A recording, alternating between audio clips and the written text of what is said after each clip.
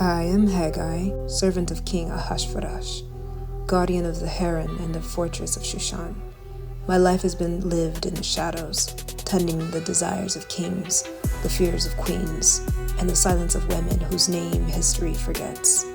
But one name, Esther, cannot be forgotten. I saw her rise like the morning star, cloaked not in power but in favor, given by the hand of Yahuwah, though none spoke his name aloud. It began in the 3rd year of the reign of Ahasuerus. He reigned from Hodu to Cush, 127 provinces. The king held a great feast for his nobles and officials. Wine flowed like rivers. On the 7th day, his heart merry with drink, he commanded, "Bring Vashti, the queen, before the king with the crown royal, to show the people and the princess her beauty, for she is gorgeous to look upon."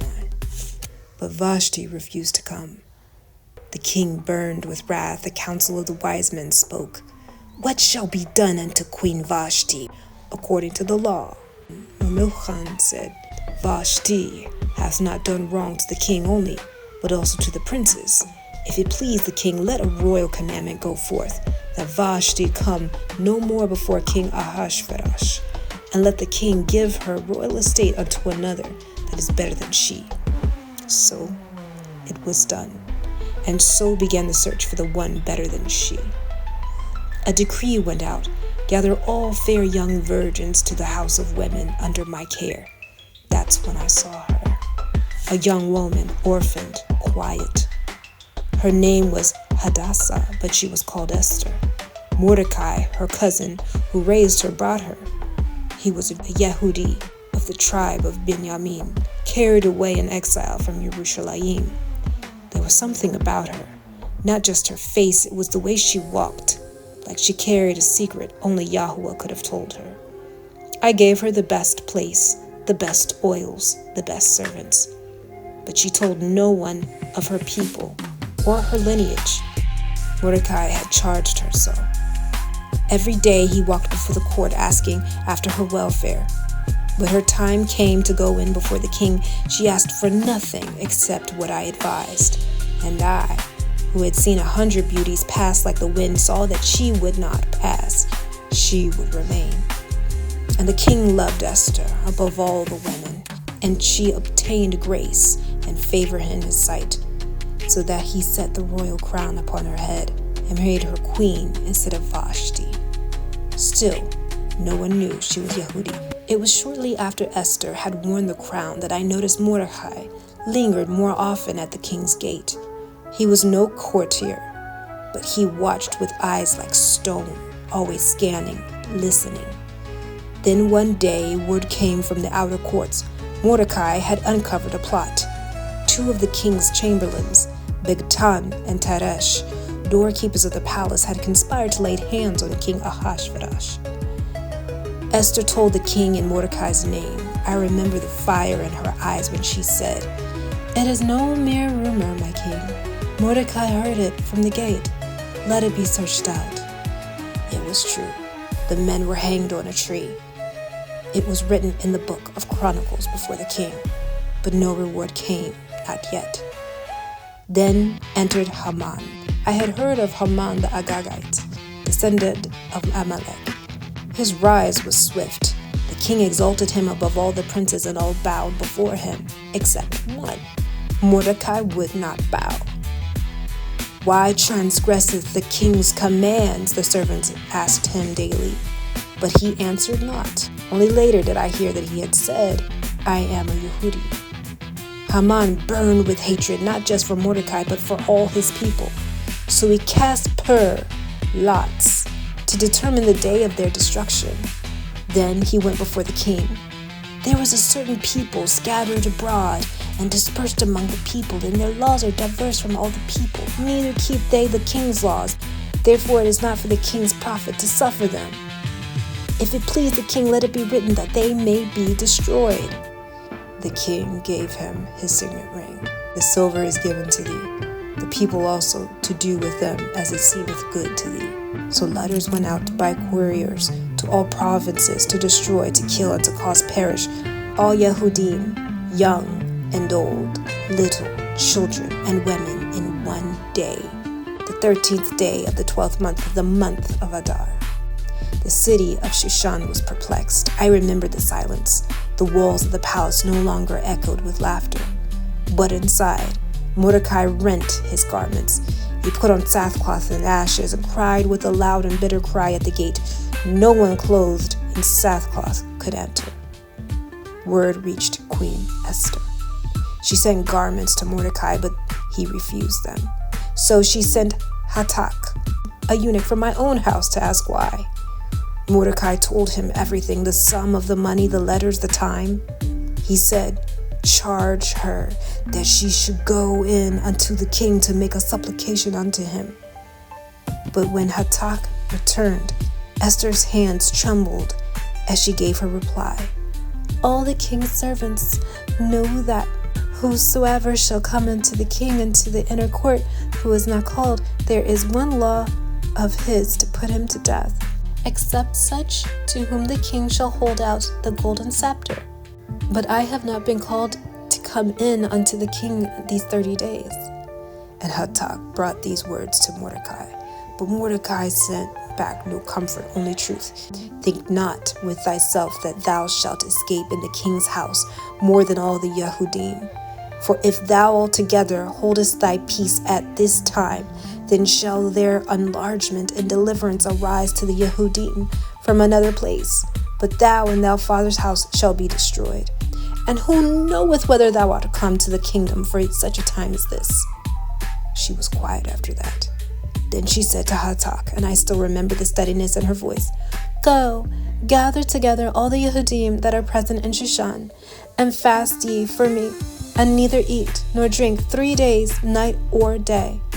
I also and my maids will fast likewise, and so I will go in unto the king, which is not according to the law, and if I perish, I perish." The 3rd day came. I saw her rise before the sun. She did not eat, neither did I. She had dressed not for beauty, but for destiny, yet she looked more radiant than ever. She stood in the inner court of the king's house, before the throne room. Would he hold out his scepter? The court grew still. We all watched. Then King Ahasuerus saw her, and his eyes softened. He held out the golden scepter. "What wilt thou, Queen Esther? And what is thy request? It shall be given unto thee, to the half of the kingdom." She bowed low. "If it seem good unto the king, let the king and Haman come this day unto the banquet that I prepared for him." A banquet? I was surprised, but I had learned by now that Esther moved like the wind of Yahuwah, unseen in purpose, unstoppable in result. The king and Haman came. The wine was poured. The king asked again, "What is thy petition? And it shall be granted thee. And what is thy request? Even to the half of the kingdom it shall be performed." She smiled. "If I have found favor in the sight of the king, let the king and Haman come to the banquet that I shall prepare for them, and I will do to the morrow as the king hath said." Haman left joyful. But when he passed Mordecai at the gate and again saw him stand, he not bowing, his joy curdled to rage. He went home to his wife Zeresh and his friends and boasted, "Yet all this availeth me nothing, so long as I see Mordecai the Yehudi sitting at the king's gate." Zeresh said, "Let a gallows be made of 50 cubits high, and tomorrow speak thou unto the king that Mordecai may be hanged thereon." He liked the idea. The gallows were built that night. That night the king would not sleep. He commanded that the book of records be read, and they read the account of how Mordecai had saved his life from Bigtan and Teresh. "What honor and dignity has been done to Mordecai for this?" "There is nothing done for him," they answered. At that moment, Haman entered the court. "Who's in the court?" "Behold, Haman standeth in the court." The king called him in. "What shall be done unto the man whom the king delighteth to honor?" And Haman, thinking it was himself, said, "Let the royal apparel be brought, which the king useth to wear, and the horse that the king rideth upon, and the crown royal." Let this apparel and the horse be delivered to one of the king's most noble princes, and bring him on horseback through the street of the city."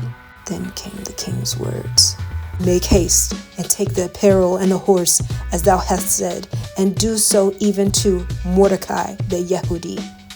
I laughed when I heard it, quietly, of course. Haman obeyed. Mordecai was led through the streets, wearing royal robes, and Haman's face was covered with shame. That same day they came again to Queen Esther's second banquet. After wine was served, the king asked, "What is thy petition, Queen Esther? And it shall be granted to thee. And what is thy request? And it shall be performed, even to half of the kingdom." Then she stood. "If I have found favor in thy sight, O king, let my life be given me at my petition, and my people at my request. For we are sold, I and my people, to be destroyed, to be slain, and to perish." The king, astonished, cried out, "Who is he, and where is he, that durst presume in his heart to do so?" Esther turned and said, "The adversary and enemy is this wicked Haman." Haman was terrified. The king rose in wrath and went into the garden. Haman fell upon the couch where Esther sat to beg for his life. The king returned. "Will he force the queen also before me into the house?" They covered Haman's face. Then Harvona, one of my fellow eunuchs, said, "Behold also the gallows 50 cubits high, which Haman had made for Mordecai. Hang him thereon." So they hanged Haman on the gallows he built for Mordecai. That night, the king gave the house of Haman to Esther. And Mordecai came before the king, for Esther had told him who he was to her. The king took off his ring, once given to Haman, and gave it to Mordecai. Still, the decree to destroy the Yehudim could not be revoked. So Esther fell before the king again, weeping. "How can I endure to see the evil that shall come unto my people?" The king told her and Mordecai to write in the king's name what they pleased. So letters went out to every province, that the Yehudim should gather themselves together and stand for their life, to slay and destroy all the power of the people who would assault them. 13th year of Adar had turned. Mordecai went out in royal robes, blue and white, with a great crown of gold, and Shushan rejoiced. The Yehudim had light and gladness and joy and honor. When the day came, the Yehudim gathered and defended themselves. Across the provinces, fear of them fell on all the people. Many even became Yehudim. In Shushan alone, 500 of their enemies were slain. The 10 sons of Haman were also killed. Esther asked that their bodies be hanged upon the gallows. The king granted it.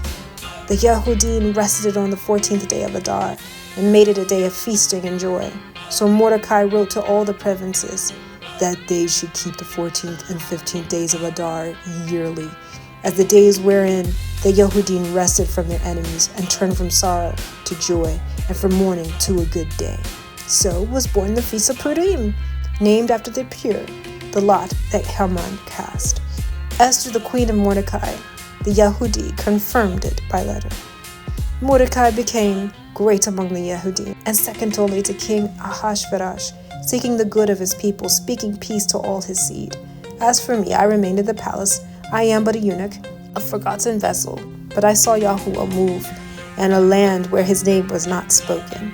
And though the name of Yahuwah was hidden in this scroll, his hand was never absent. He left the humble, he overthrew the wicked, he preserved his people, and he will love on you too. Shalom.